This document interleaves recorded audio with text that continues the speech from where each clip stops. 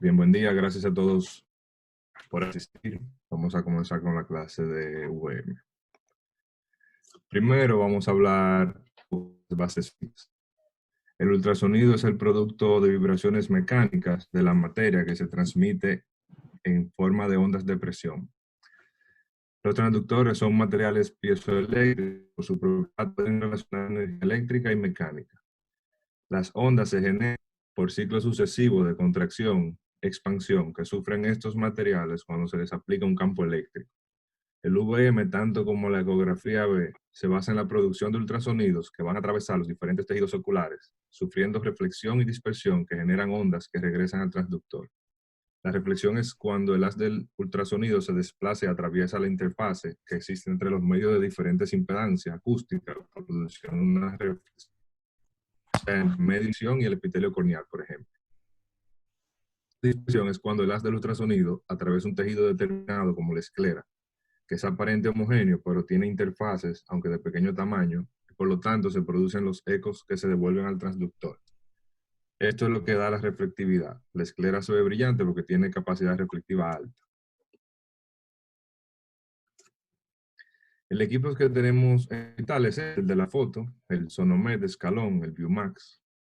La biomicroscopía ultrasónica es una técnica ecográfica de inmersión, por lo tanto se basa en la emisión de ultrasonidos que al atravesar los diferentes tejidos y ser reflejados hacia nuestro receptor, van a transmitir información de los tejidos atravesados. Y también debemos usar un medio transmisor que se interponga entre el transductor y la superficie del globo.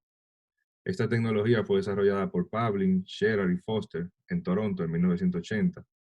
Es una tecnología de alta frecuencia ultrasónica que permite imágenes no invasivas in vivo de estructura detallada del segmento ocular anterior. El tipo de imagen previsto es de 2 dimensiones en escala de grises y provee una evaluación tanto cuantitativa como cualitativa. Se puede evaluar el ángulo camerular, el cuerpo ciliar, inserción de músculos extraoculares, evaluación de trauma, posición de lente o cristalino. Y el aparato consta de un transductor, que es este, un ordenador y un monitor. Tiene un pedal que nos permite congelar la imagen que nos interesa. Siguiendo con la introducción, esta tecnología tiene una magnitud de penetrancia 5 veces mayor a la ecografía B, porque todo depende del tipo de tejido a evaluar y la nitidez de la imagen depende de la frecuencia, geometría del transductor y de las propiedades del tejido. El transductor es lo más importante porque determina la resolución de la imagen, el contraste y la sensibilidad. La frecuencia normal de los equipos de ultrasonido convencionales es de 7.5 a 10 MHz. El VM va de 25 a 100 MHz, siendo la frecuencia más utilizada de 25, porque a mayor penetrancia, menor resolución. Y tiene una resolución de 50 micras lateral y 25 micras en el eje axial. En el caso de la ecografía B, la tecnología es sectorial. La del VM es lineal, por eso tiene mejor resolución. El VM no puede dar imágenes de estructuras profundas porque para que la imagen sea de calidad, además de la distancia permitida por el equipo, debe de ser de 50 MHz y 50 milímetros de ancho dentro de su campo de acción, por la penetrancia limitada que tiene. Para realizar la técnica de examinación debemos saber que la forma de adquirir la imagen es similar a la de hacer una ecografía B. Necesitamos una hendidura palpebral suficiente para poder poner la copa, que puede ser de plástico o de silicón, como vemos en la fotografía, y se usa para crear un acúmulo de solución salina.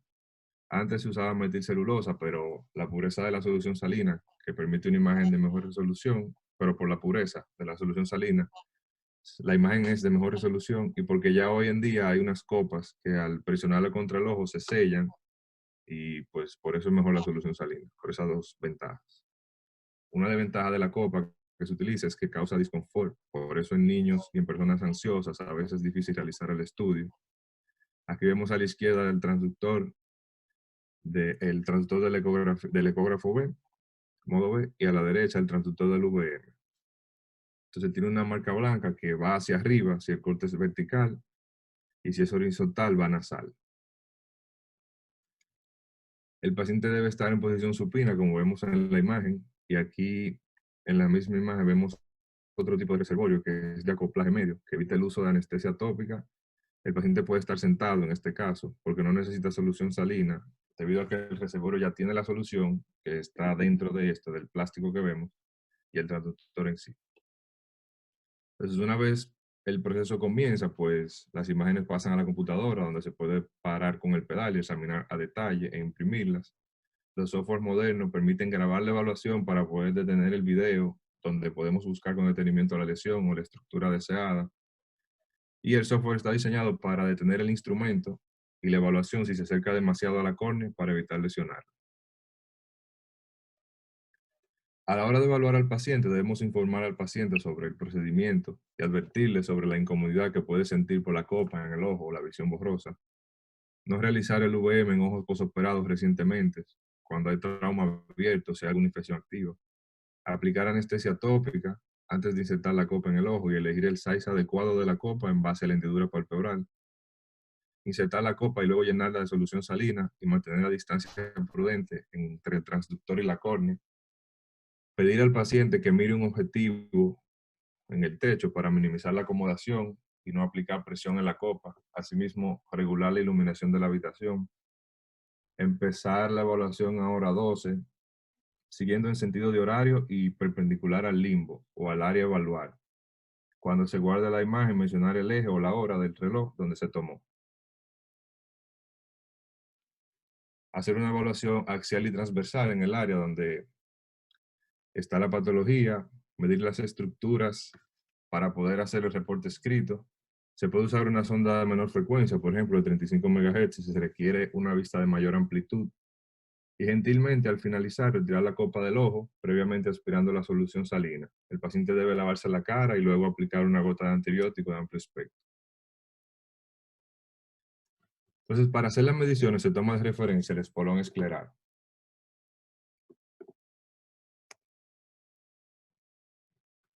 Para medir el ángulo camerular se mide desde su ápex, en los recesos iridios, pasando a través de la malla trabecular a 500 micras del espolón escleral y al punto del iris opuesto perpendicularmente, como vemos en esta foto de ángulo estrecho. La distancia de apertura del ángulo es la distancia entre la superficie posterior de la córnea y la superficie anterior del iris, medidos en una línea perpendicular a la malla trabecular, que puede ser de 250 o 500 micras anterior al espolón escleral. La distancia de los procesos ciliares y trabeculares se mide en una línea que se extiende desde el endotelio corneal a 500 micras del espolón escleral perpendicularmente a través del iris hacia los procesos ciliares. El grosor del iris es el grosor medido del iris a través de la misma línea que se usa en la distancia de los procesos ciliares y trabeculares. Asimismo, el grosor del iris 2 es la medida del grosor del iris a 2 milímetros de la raíz de este, y el grosor del iris 3 es el grosor máximo cerca del borde pupilar. La distancia de procesos ciliares y el iris es aquella que se mide desde la superficie posterior del iris hasta los procesos ciliares. Y la distancia de contacto entre el iris y el lente es la distancia que se mide desde el epitelio pigmentado del iris en el borde pupilar hacia el punto exacto donde la superficie anterior del lente deja de tocar el iris. El ángulo escleral de los procesos ciliares es el ángulo que se forma en la tangente escleral y el eje de los procesos ciliares, como vemos en la foto. La distancia entre el iris y las zónulas, que es parte de la misma distancia de los procesos ciliares y el iris, solo que eliminando de la medida los procesos ciliares. El área de recesión angular es el área bordeada por la superficie anterior del iris, endotelio corneal y una línea perpendicular hacia el endotelio corneal, y el iris en sí, de 750 micras anterior al espolón escleral. Es similar a la apertura del ángulo y al ángulo de la cámara anterior, solo que las micras de grosor parten del espolón escleral cambian. La convexidad o concavidad del iris sirve para ver la configuración del iris y se dibuja una línea recta desde el epitelio pigmentado hacia el borde pupilar. La profundidad de cámara anterior se mide desde el endotelio a la superficie anterior del lente, y el grosor central corneal es el grosor desde el endotelio al epitelio corneal, con la sonda colocada de manera central y que la pupila se visualice de manera correcta.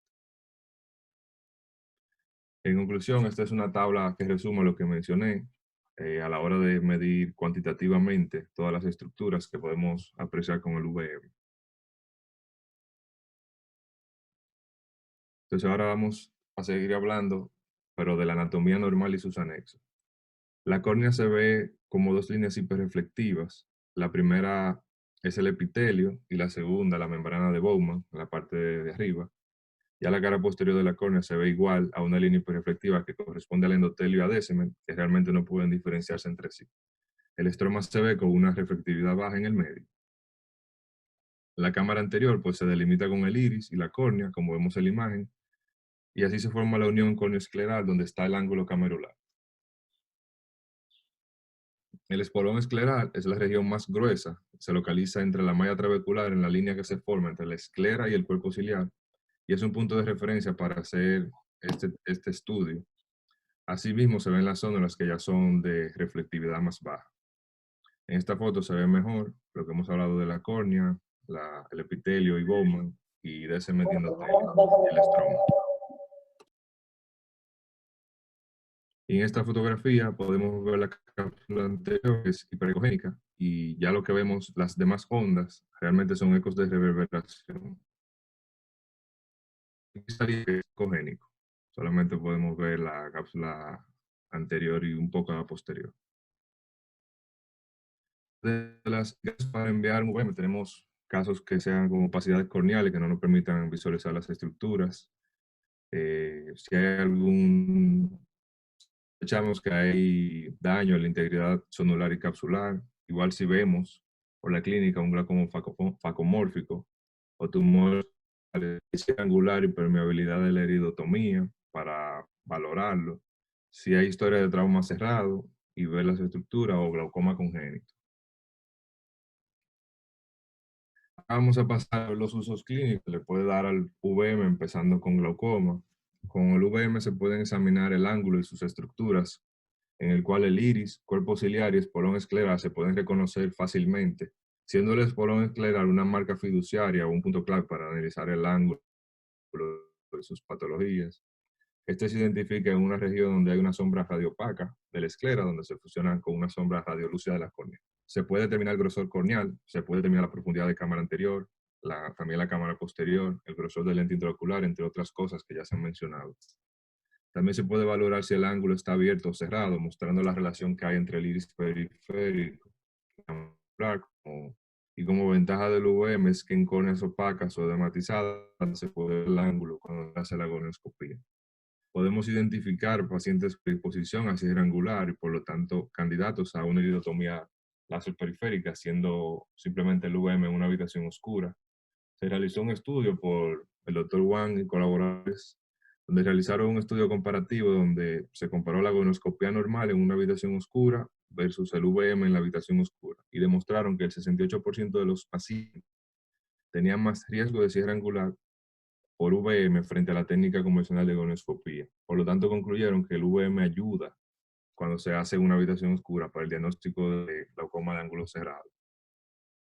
Otro método diagnóstico para valorar el ángulo y principalmente para valorar el bloqueo pupilar, sinequias anteriores o regulación de iris plateado, es la indentación de la copa al hacer el VM, que abre los ángulos en caso de que no haya alguna resistencia, como las patologías que mencioné de sinequias o bloqueo, etc.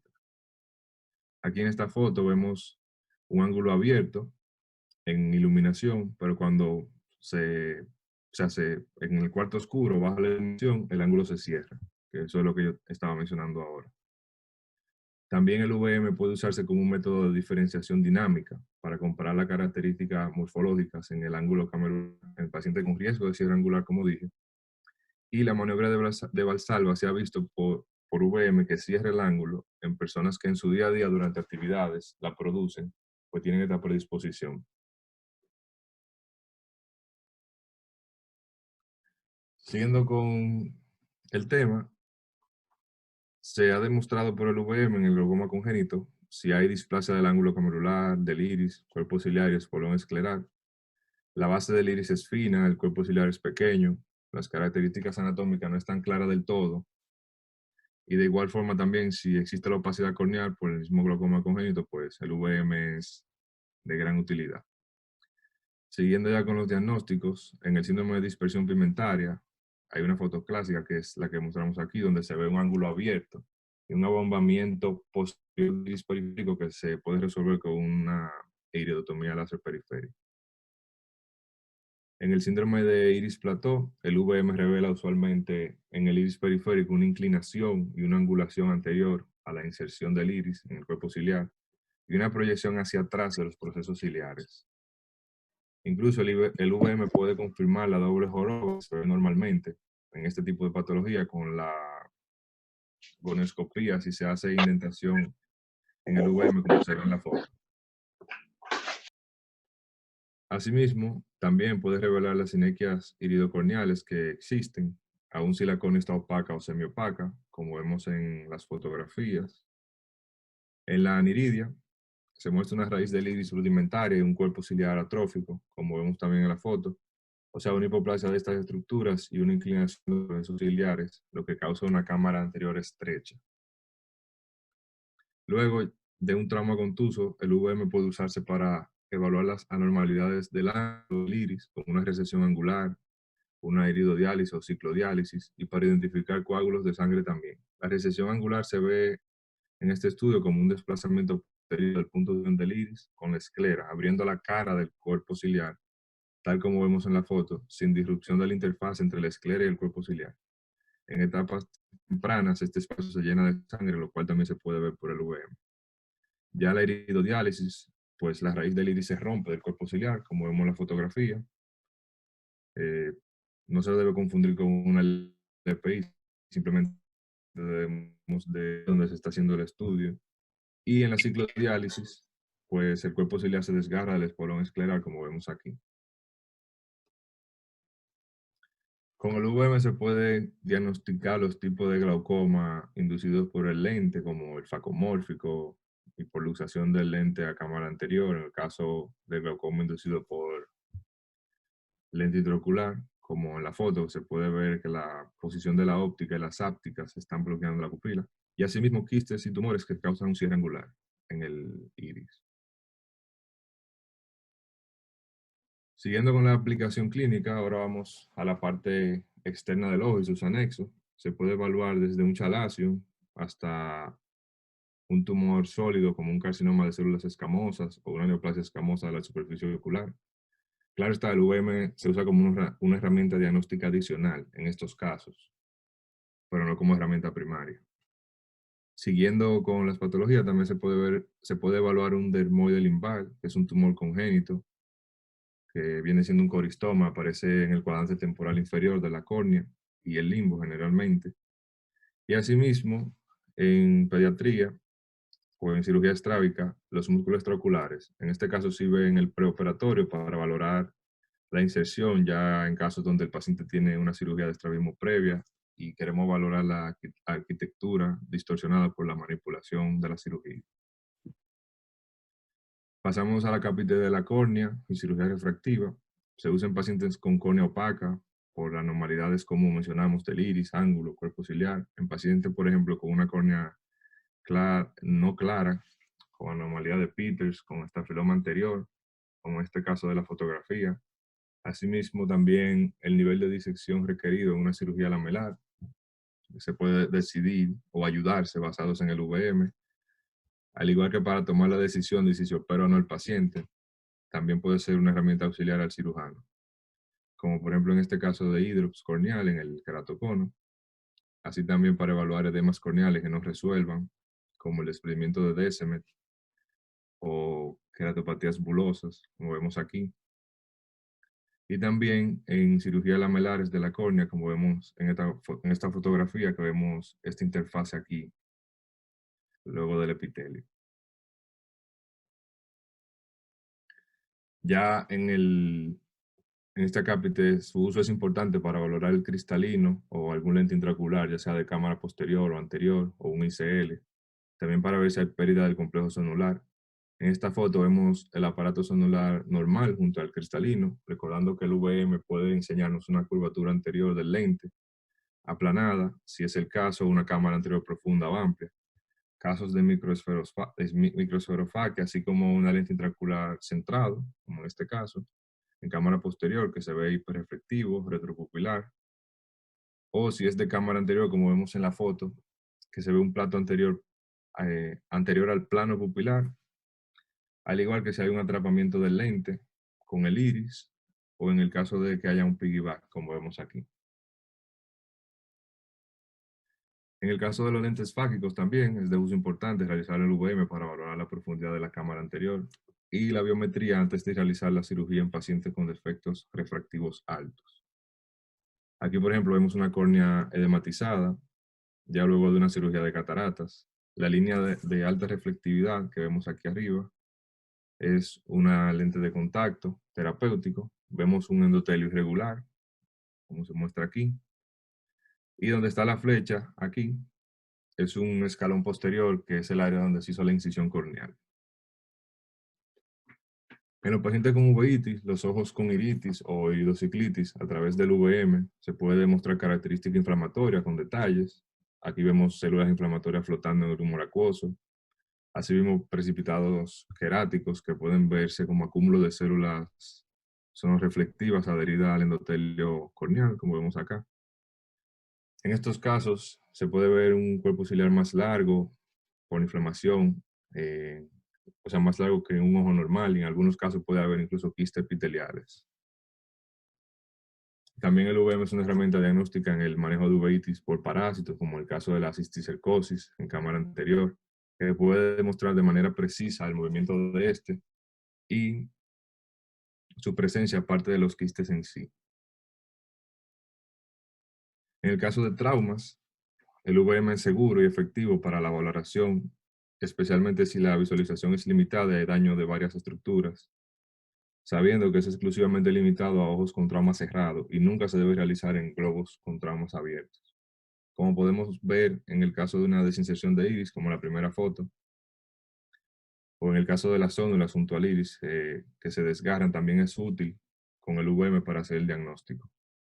En la recesión angular podemos ver la ruptura de las fibras circulares y longitudinales del cuerpo ciliar, aunque no de manera histológica, pero sí objetiva, y se corrobora pues, con otras pruebas. La toma de imágenes se puede hacer con un lente de contacto suave para minimizar el riesgo de lesionar con la copa o de infectar el ojo si hay alguna microherida, y es importante también usar el UVM en estos casos porque a veces no se ven las estructuras en la gonoscopía por algún microipema o coágulos en sí.